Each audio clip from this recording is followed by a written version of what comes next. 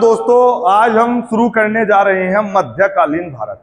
मध्यकालीन भारत पे आज हम चर्चा करेंगे। दोस्तों भारत में मुस्लिम सत्ता कैसे स्थापित हुई। तो मुस्लिम सत्ता स्थापित होने के पीछे हमारे यहाँ तुर्क और अरब के जो आक्रमण हैं उसी से हमें पता चला कि भारत में मुस्लिम सत्ता स्थापित हुई। तो दोस्तों सबसे पहले मैं बता दूं आपको, भारत पर मध्यकाल में मुस्लिम आक्रमण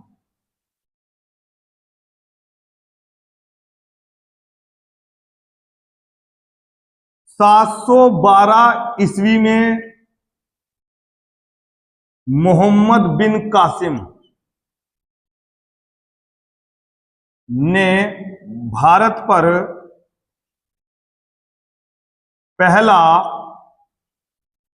सफल आक्रमण किया था।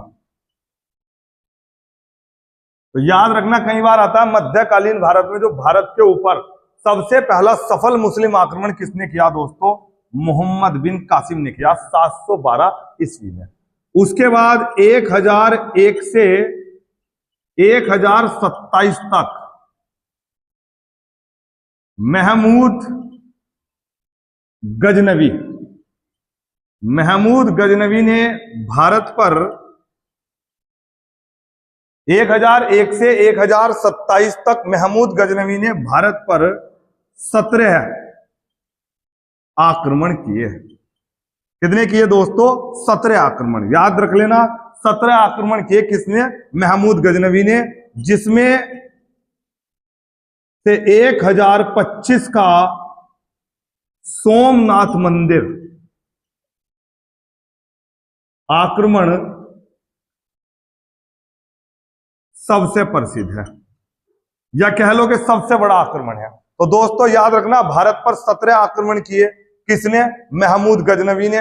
भारत आया लुटेरा, लूटने के लिए माल लूटा और लूट कर चला गया।